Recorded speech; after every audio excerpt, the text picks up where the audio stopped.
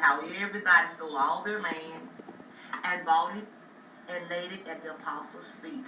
But this man and woman, they had a different thing in mind. And kept back part of the price, his wife also being privy to it, and bought a certain part and laid it at the apostles' feet. Now, what was wrong with that? Number one, everybody had agreed to sell and give all they had. But, I'll back it up. If you didn't want to do that, it was your land. You did not have to give it all up. It was in your possession. You could have been honest and said, well, we're going to sell it, and we're going to give you all 50%. There would have been no problem. But to lie and say that you sold it and gave it all, that's when you're lying to the Holy Ghost. Always remember that. If you're not feeling what somebody is saying, don't act like you are.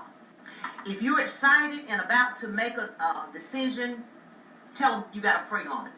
If you're angry and need to make a decision, definitely wait. In other words, do not make your decisions based on your emotions. Can I get a sip?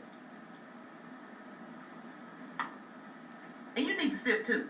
Water all day long. Let's go back to the word. But Peter said, Ananias, why has Satan filled thine heart to lie to the Holy Ghost and to keep back part of the price of the land? While it remained, was it not thine? And after it was sold, was it not in thine own power? Why have thou conceived this thing in thine heart? You decided this in your heart, that thou have not lied unto men, but unto God. That's what I'm talking about.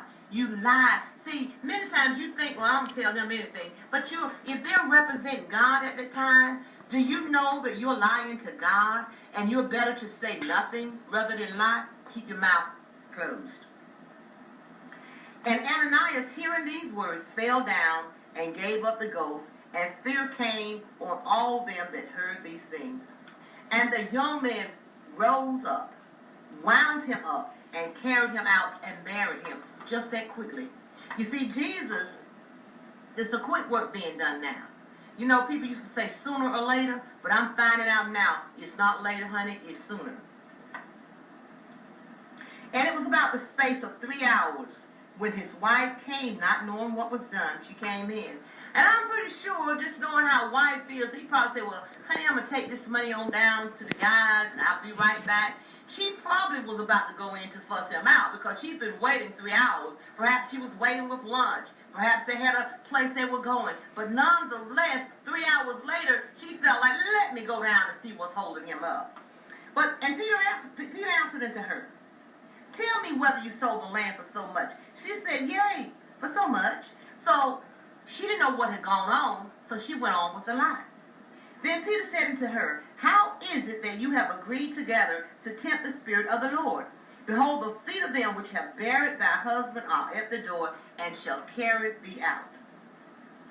Then she fell down straightway at his feet, and yielded up the ghost. And the young man came in, and found her dead, and carried her forth, buried her by her husband. And fear came down on the church, and upon as many as heard these things. Now, you can imagine,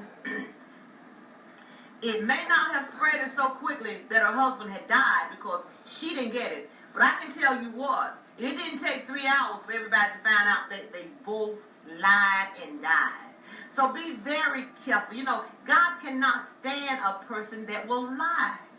And I always told my children, whenever they did anything, don't lie to me.